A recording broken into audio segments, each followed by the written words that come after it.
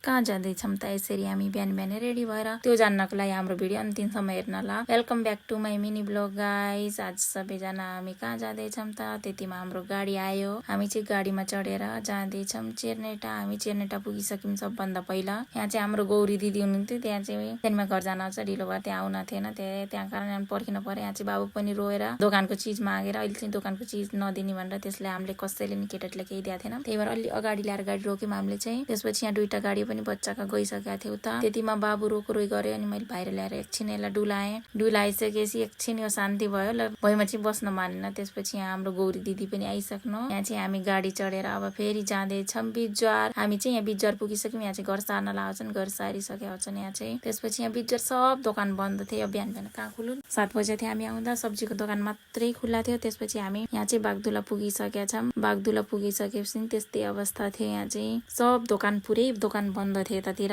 त्यसपछि हामी यहाँ फाइनली पुलचोकमा पुगिसकेका छौँ। पुलचोकदेखि हामी चाहिँ अब यता लाग्छौँ दाहिने खलङ्गा जाने बाटोतिर। हामी अब जाँदैछौँ खलङ्गा।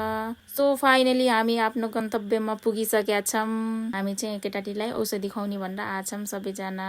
यहाँ चाहिँ बिहान बिहान यति भिड थियो। हामीले धेरै सोचेका थियौँ तर थोरै भिड हुन्छ। यहाँ चाहिँ हामीले सोचे भन्दा अलि कमै भिड हुन्छ। त्यसपछि हामीले यहाँ चाहिँ कार्यक्रम भइरहेको थियो, स्वर्ण बिन्दु प्राशन भन्ने कार्यक्रम। यो चाहिँ असारको 4 गतेको भिडियो। 4 गते हामीले चाहिँ यसरी बाबुलाई पहिला नाम दर्ता गरायौँ। यता उता दुईतिर हुन्छ, केटा र केटीको अलग अलग नाम दर्ता गरायौँ। हामी चाहिँ पालो आएन, धेरै केटा छोरा मान्छे धेरै भएर, त्यही भएर हामी चाहिँ यता बाहिर आएर त्यत्तिकै बसिरहेका छौँ। यहाँ चाहिँ उता चाहिँ छोरी मान्छे थोरै भएर यहाँ दिदीहरू चाहिँ औषधि खुवाएर आइसक्न छ। त्यसपछि एकैछिन पछि हाम्रो पालो पनि आइसक्यो, पारिबाट नाम ल्याएर बोलाउन। त्यसपछि हाम्रो चाहिँ यहाँ दर्ता हुँदैछ।